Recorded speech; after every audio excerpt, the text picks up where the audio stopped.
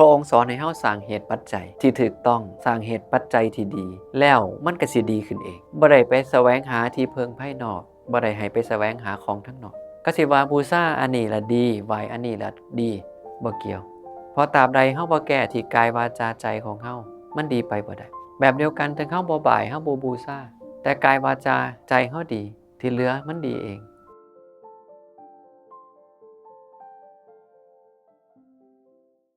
เอาละก็ให้พวกเราเนาะตั้งใจใส่ใจรวมเข้าไว้ด้วยใจทั้งหมดเงียบสวดลงฟังธรรมเพื่อความไม่มีของนิวรณ์ทั้ง5และก็เพื่อความบริบูรณ์ของโพชฌงค์ทั้ง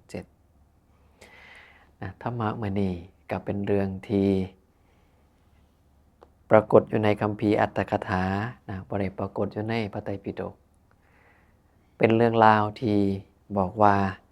นะพระภูมิพระภาคเป็นผู้กล่าวเอาไว้ซึ่งเบิ่งแล้วมันก็มีความเป็นไปได้อยู่ว่าอาจจะเป็นเหตุการณ์ที่มีความเชื่อมโยงกับพระสูตรในพระไตรปิฎกเรื่องมีอยู่ว่านะคันผู้ใดเคยอ่านประวัติของอนาถบิณฑิกข้าบดี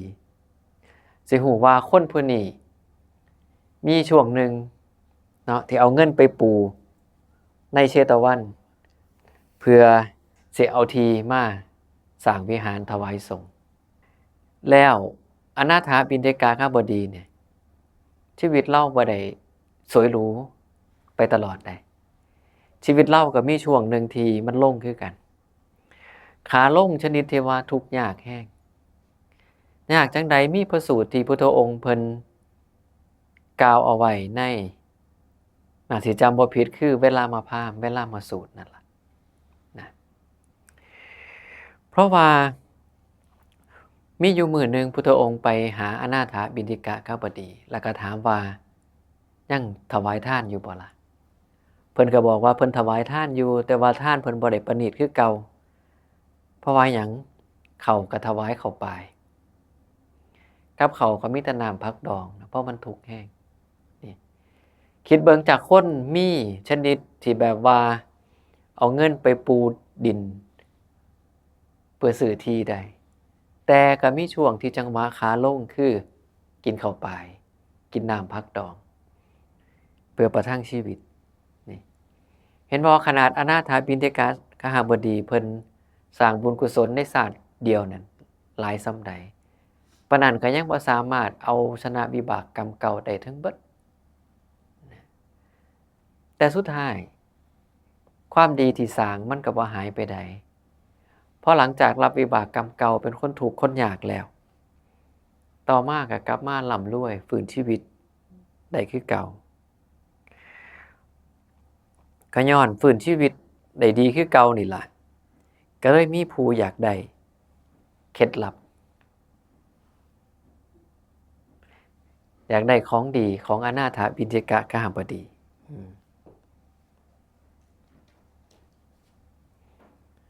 ของดีในที่นี้ก็คือเรื่องของสิรินะ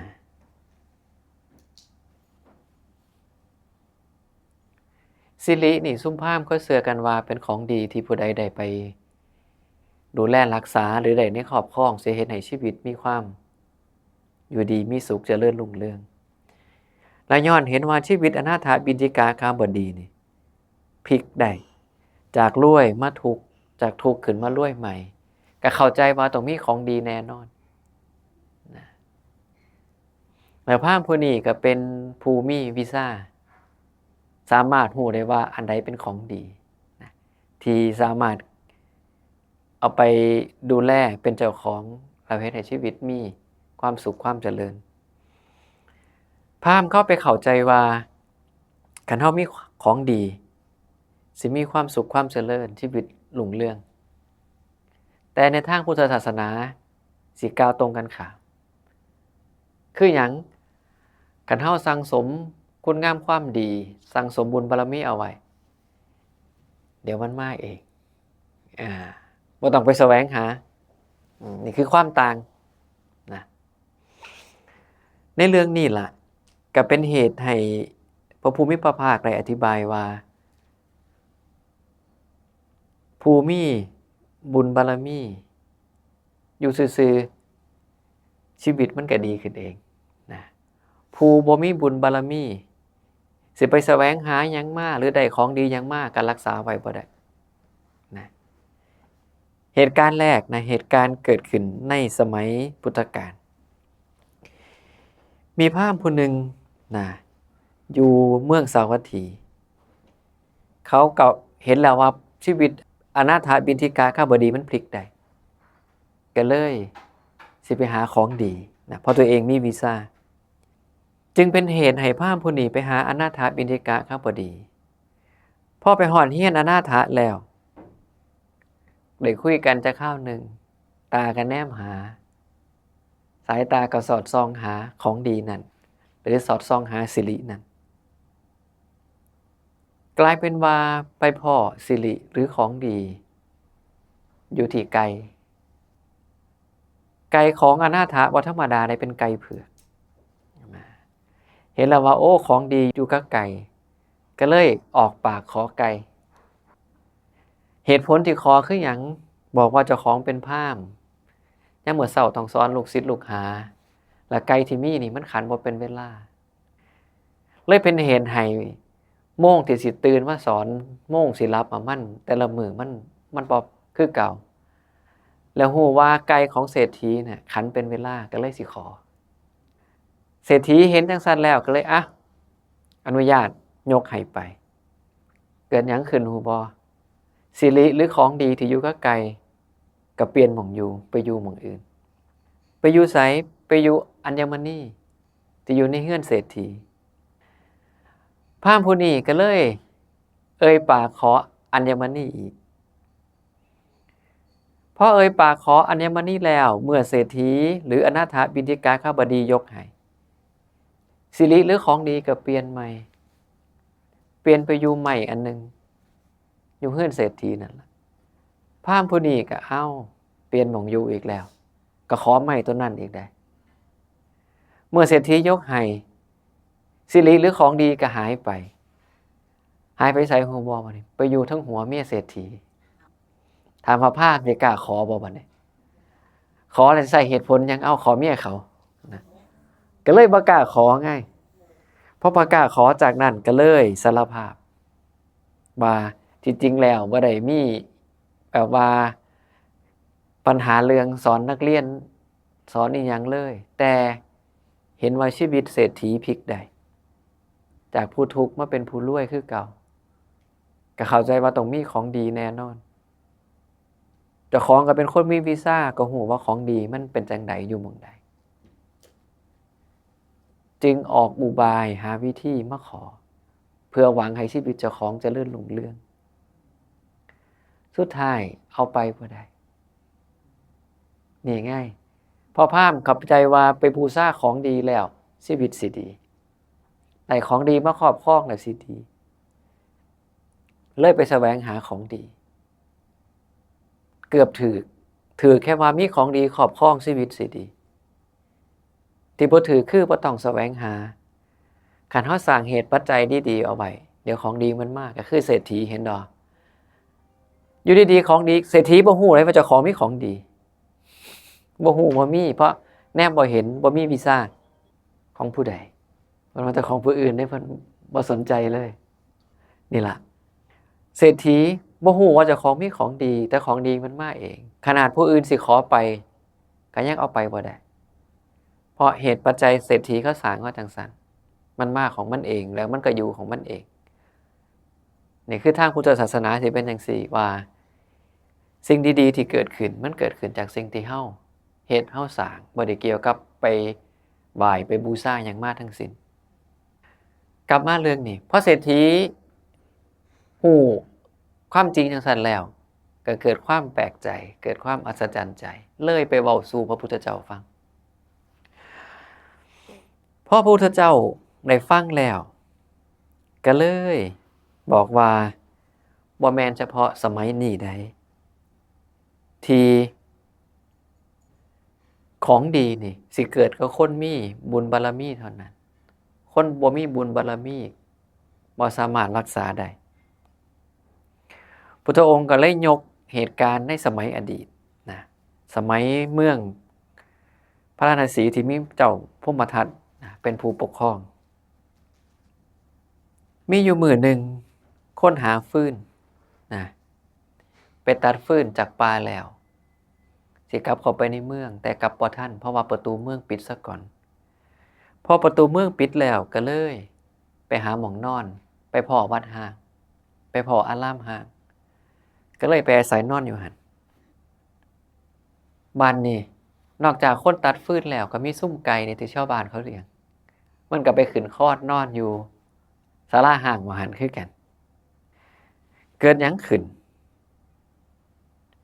ยามมื้อเช้าไก่สิแจ้งไก่ที่นอนค้อนอยู่สูงกว่าหมู่ขี่ลงมาใส่ตัวทั้งหลังนะตัวทั้งหลังก็โวยวายว่าผู้ใดมาขี่ใส่นะตัวเทิงก็เลยขอโทษขออภัยว่าโอ้บ่ได้พิจารณานะก็เลยขี่โดยบ่ได้เบิ่งนะไก่2ตัวนั้นก็เลยผิดกันไก่ตัวล่างก็บอกว่าเนี่ยนะเจ้าฮู้บ่ว่าข่อยนี่มีคุณสมบัติอีหยังคือคันผู้ใดฆ่าข่อยและกินเนื้อข่อยไปแล้วยามมื้อเช้าสิได้เงินมาเลย1,000นี่เห็นบ่เจ้าขี่ใส่ข่อยผู้มีคุณสมบัติพิเศษเนี่ยไก่ที่ขี่ใส่เขาก็เลยบอกว่าโอ้ยเจ้าสำนี้เจ้าก็มาอ้างข่อยนี่ดีกว่านั้นอีกนะเพราะหยังเพราะว่าผู้ใดกินเนื้อข่อยนี่สิได้เป็นพระราชาเพิ่นนะคันแม่ออกบ่ได้กินก็สิได้เป็นมเหสีนะเนื้ออีกส่วนนึงคันได้กินก็สิได้เป็นอัครเสนาบดีพุ่นน่ะคนตัดฟืนได้ยินเขามีบาดนี่โอ้เล็งแล้วเด้ซ่าหยังเงิน1,000แม่นดอคันได้เป็นพระราชานี่หาได้หลายกว่าพันก็เลยบ่สนใจไก่ตัวที่ถูกขี่ใส่ไปสนใจไก่ตัวทึ่งๆนะต่อมาก็เลยสุดท้ายใส่กำลังจับไก่ตัวนั้นฆ่านะเตรียมเนื้อไว้บักอย่างดีแล้วเรียบร้อยพอดีว่าเช้ามาประตูเมืองเปิดก็เลยห่อเนื้อไก่บักอย่างดีเสียงไว้ย่านเขาเห็นแบกฟืนเข้าไปเฮียนก็ไปสั่งเมียให้เอาเนื้อไก่นี่ไปเฮ็ดกับข้าวนะแล้วก็บอกว่าเนี่ยเนื้อไก่นี่มันบ่ธรรมดาได้มีคุณสมบัติคือคันผู้ชายได้กินเนื้อสิได้เป็นพระราชาคันผู้หญิงได้กินสิเป็นมเหสีคันเนื้อภายนอกผู้ใดได้กินก็สิได้เป็นอัครเสนาบดีบัดนี้เมียก็เลยปรุงกับข้าวเรียบร้อยนะแต่ว่าลีลาฮู้ว่าเจ้าของสิได้เป็นพระราชาก็เลยบ่กินเลยเด้หอบเนื้อใส่หม้อใส่อันซ้ามอย่างดีไปวางไว้อยู่ริมแม่น้ำเพราะว่าเจ้าของเต็มโตเด้สิได้เป็นพระราชาเลยไปอาบน้ำขัดสีสวีโตซะก่อนนะสามีกับผู้เป็นเมียก็เลยชวนกันไปอาบน้ำล้างเนื้อล้างโตให้มันสะอาดสะอ้านสมกับสิได้อนาคตเป็นพระราชาเนื้อก็เลยวางไว้เทิงริมฝั่งคณะที่กำลังอาบน้ำอยู่ล่มหัวกุดมาบาดนี้พัดเนื้อไก่ลอยไปในน้ำซุ่มนี่ก็ถึกน้ำถึกล่มซัดกระจมน้ำดำพุดดำวายไปนะเรียบร้อยผาดเลยบ้านนี้มันก็มีอาจารย์ผู้เป็นคนเลี้ยงสร้างของพระราชาเพิ่นอาบน้ำอยู่ปลายแม่น้ำอีกฝั่งหนึ่งธรรมดาก็มีคนเฝ้านะขึงตะข่ายเอาไว้กันใหม่กันอย่างมันมานะมันนี่ก็พ่อหมออีหยังบ่นี่หน่วยนึงลอยมาติดตะข่ายก็เลยเอาไปให้อาจารย์ผู้เป็นคนเลี้ยงสร้างเบิ่งนะเพิ่นเป็นคนเลี้ยงสร้างคนฝึกสร้างอ่ะล่ะอาจารย์ก็เลยเปิดเบิ่งโอ้มันเป็นเนื้อไก่เฮ็ดอย่างดีตัวนี้ก็เลยบอกว่าสั่นเอาไปไว้นะนี่ล่ะเดี๋ยวอาบน้ำแล้วกลับบ้านสิเอาไปกินกับเมียบ่ฮู้เรื่องได้พุ่นนี่ สุดท้ายพอไปฮอดเฮียนก็ชวนเมียมากินก็เลยได้เป็นพระราชาผู้เมียก็ได้เป็นมเหสีนี่ไงเห็นบ่ว่าคนเฮาคันบุญบารมีมันพอบ่ต้องเฮ็ดหยังของดีมันมาหาเองชีวิตมันขึ้นเอง แต่ว่าขันบุญบารมีบ่พอเจ้าไปแสวงหาของดีจะได้มาครอบครองสุดท้ายก็อยู่นำบ่ได้นี่ล่ะก็เลยเว้าสู่ฟังนิทานชาดกนะถึงบอกว่าถึงแม้สิบ่ได้ปรากฏในพระไตรปิฎกปรากฏในคัมภีร์จักรถาก็จริงแต่ว่ามันมีเข้าความจริงอยู่เพราะหยังเพราะในทางพุทธศาสนาเนี่ยพระองค์สอนให้เฮาสร้างเหตุปัจจัยที่ถูกต้องสร้างเหตุปัจจัยที่ดีแล้วมันก็สิดีขึ้นเองบ่ได้ไปแสวงหาที่เพิงภายนอกบ่ได้ให้ไปแสวงหาของทั้งนอกซึ่งตรงกันเลยเห็นบ่ว่าคนตัดฟืนเจ้าได้มาเจ้าก็ซ้ำว่าเฮ็ดกับข้าวส่งผู้อื่นนะให้ผู้อื่นเขาได้ผลประโยชน์ไปคล้ายๆสำนวนจีนเขาว่าตัดสุดแต่งงานให้ผู้อื่นนะเจ้าของเป็นผู้ตัดเจ้าของบ่ได้ใช้นะผู้อื่นเขาเอาไปใช้แทนคือกันนะพุทธองค์เพิ่นถึงบอกว่าคันอยากอายุยืนก็สร้างเหตุปัจจัยเพื่อความมีอายุยืนเฮาถึงสิอายุยืนนะคันอยากมีโรคภัยไข้เจ็บน้อยเฮาก็ต้องสร้างเหตุปัจจัยเพื่อความเป็นผู้มีโรคน้อยนะอยากเกิดในตระกูลสูงอยากเป็นผู้มีปัญญามากอยากเป็นผู้มีโภคทรัพย์มากเฮาก็ต้องสร้างเหตุเพื่อสิ่งเหล่านี้แล้วมันก็สิมาของมันเองพุทธองค์ถึงกล่าวว่านะความสำเร็จบ่ได้เกิดจากความปรารถนาบ่ได้เกิดจากความอ้อนวอนเพราะคันมันเกิดจากสิ่งเหล่านี้ได้คนในโลกชีวิตก็คงบ่ลำบากถูกบ่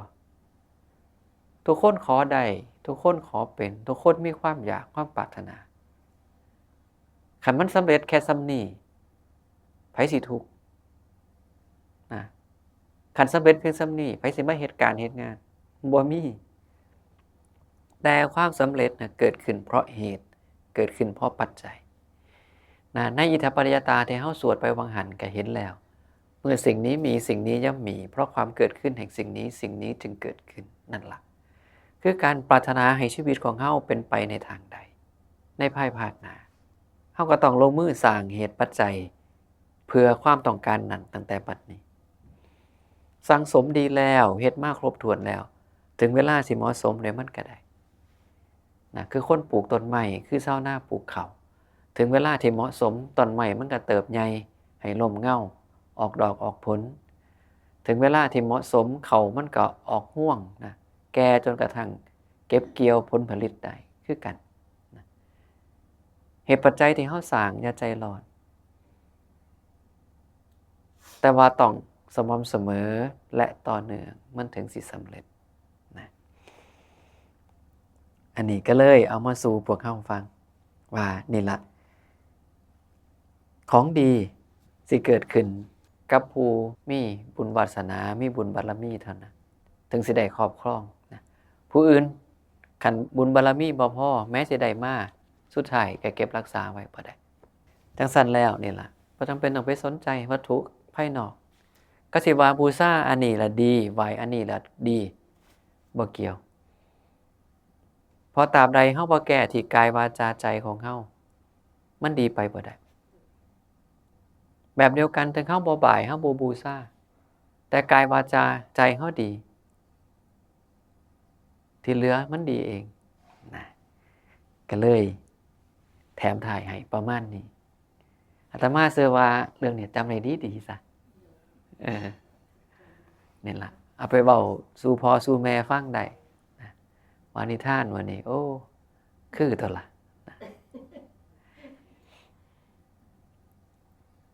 เราก็ตรงกับซุ่มทางเมืองอเมริกาเขาเป็นตะกี้ได้คืออยากสิได้อีหยังให้เฮ็ดเอาลงมือเอากระทำเอาแล้วมันได้บ่ต้องไปหวังกับอีหยังที่จับต้องบ่ได้นะเอาล่ะเนาะก็พอสมควรแก่เวลานะสุดท้ายก็ขออนุโมทนาในเจตนาอันเป็นกุศลที่พวกเราได้ตั้งใจมาถวายทานมารักษาศีลมาปฏิบัติธรรมสมควรแก่ธรรมด้วยเหตุปัจจัยอันดีทั้งหลายที่เราได้สร้างและสั่งสมมาจงเป็นผลให้เราได้รับอานิสงส์ตามที่พระผู้มีพระภาคตรัสเอาไว้ทุกประการไม่ว่าจะเป็นผู้มีความสุขความเจริญก้าวหน้าในหน้าที่การงานมีความสุขความเจริญก้าวหน้าในชีวิตทางโลกมีความสุขความเจริญก้าวหน้าในทางธรรมเป็นผู้ไปทางเจริญไม่ไปทางเสื่อมถึงความเจริญอย่างเดียวไม่ถึงความเสื่อม ที่สุดก็ขอให้ได้ดวงตาเห็นธรรมสำเร็จผลอย่างนิพพานพ้นทุกข์ในอนาคตการอันใกล้โดยทุนหน้ากันทุกคนทุกท่านเถิดนะโมตัสสะภะคะวะโตอะระหะโตสัมมาสัมพุทธัสสะนะโมตัสสะภะคะวะโตอะระหะโตสัมมาสัมพุทธัสสะนะโมตัสสะภะคะวะโตอะระหะโตสัมมาสัมพุทธัสสะพวกข้าพเจ้าทั้งหลายขอน้อมถวายภัตตาหารและของบริวารเหล่านี้แด่พระภิกขุสงฆ์ขอพระภิกขุสงฆ์โปรดรับภัตตาหารและบริวารเหล่านี้เพื่อให้เป็นเหตุและปัจจัยเพื่อประโยชน์เพื่อความสุขเพื่อความเจริญเพื่อทำให้แจ้งซึ่งนิพพานแก่ข้าพระเจ้าทั้งหลายในอนาคตการอันใกล้นี้ด้วยเถิดอวโตนิโรพันนาโทปฏิภาณโทสุขัสสะทาตาเมธาวีสุขังโสอธิคัตอายุงทัตตวาพลังวันนังสุขันจาปฏิภาณโทคายยุยาสวาโหติยาถายาทุปปาชติติอาเลนะตันติสัพพัญญาวัฏัญญูนิตมัจฉรากาเลนะทินนางอริเยสุอุชุปุเตสุตาทิสุปัสสันนมนาตัสสาวิปุลาโหติทาคีนาตัทธาอนุโมทันติเวยาวัจจังกโรนติวานาเตนาทาคีนาโอนาเตปิปุญญาสาภาคิโนตัสมาทเทอปติวานจิตโตยัตถาทินนางมหาพลังปุญญานิปรโลกัสสมิงปฏิทาโหนติปานินันติ